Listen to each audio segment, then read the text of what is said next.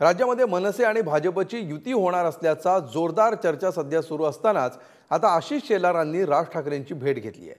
या दोन्ही नेत्यांमध्ये तासभर चर्चा झाली।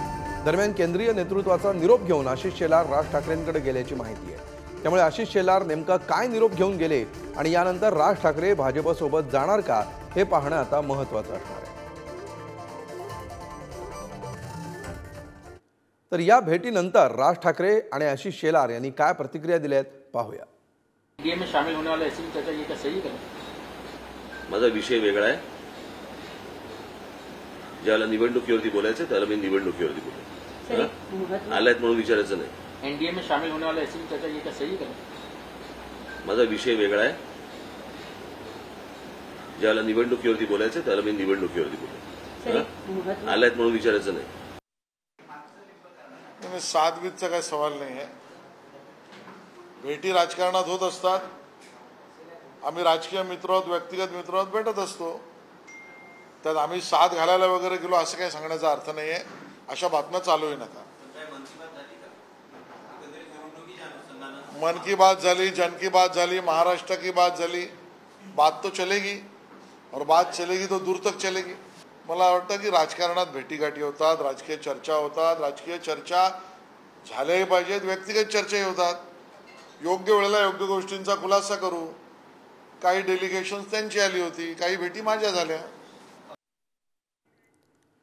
तर मनसे आणि भाजपची युती होणार असल्याच्या नेमक्या काय चर्चा आहेत बघूया ग्राफिक्सच्या माध्यमातून।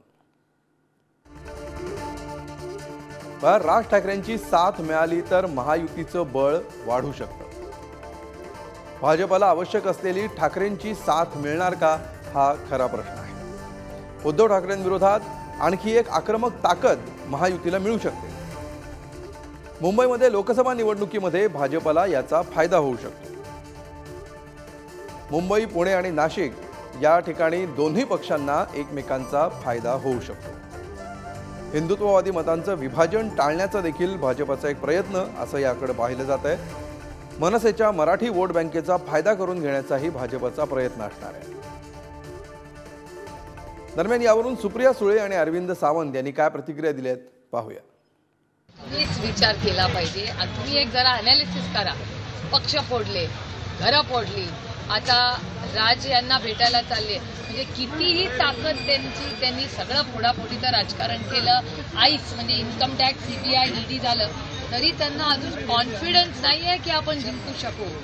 याच्यातच मला असं वाटतं या तुमच्या प्रश्नाचंच सगळं उत्तर दडलं। ज्या काही भेटीगाठी होत आहेत मला असं वाटतं त्या विषयावर आज बोलणं आवश्यक आहे असं मला वाटत नाही।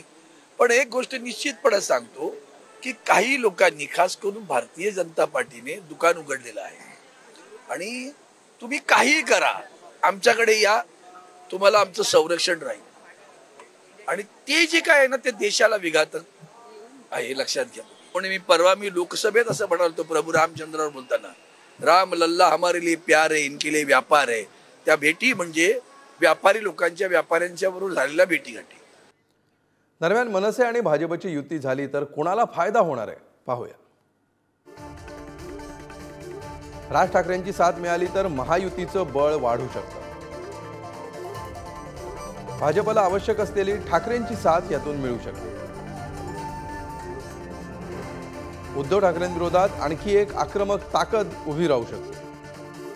मुंबई लोकसभा निवडणुकीत याचा भाजपला फायदा होऊ शकतो। मुंबई, पुणे आणि नाशिकमध्ये दोन्ही पक्षांना एकमेकांचा फायदा होण्याची शक्यता आहे। हिंदुत्ववादी मतांचं विभाजन टाळण्याचाही भाजपचा प्रयत्न असेल। मनसेच्या मराठी वोट बँकेचा फायदा करून घेण्याचाही भाजपचा प्रयत्न आहे।